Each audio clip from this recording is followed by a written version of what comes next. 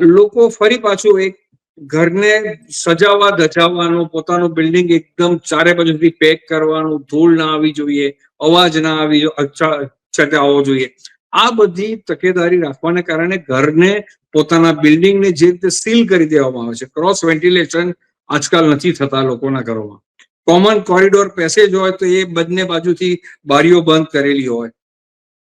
ઘરોની અંદર તમારા બારી બારણા હોય એ આપણે કોન્સ્ટન્ટ બંધ ને બંધ રહેતા હોય.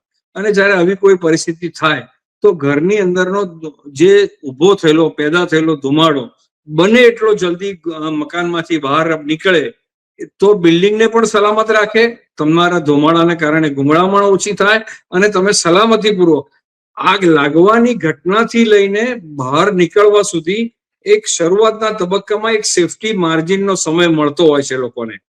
એ વખતે જયારે ધુમાડો ખૂબ જ વધી ગયો હોય, ફોલ્સ સીલિંગ થયું હોય, એટલે તમારી ફ્લોર હાઇટ ઓછી થઈ ગઈ હોય, ઘરમાં ગીચતા હોય, તમારા પેસેજનો રસ્તો તમને દેખાતો ના હોય, લાઇટો થઈ ગઈ હોય બંધ, આ તમામ પરિસ્થિતિમાં વેન્ટિલેશન હોય નહીં એટલે ધુમાડો બધો જ ઘરની અંદર ભરાય. તો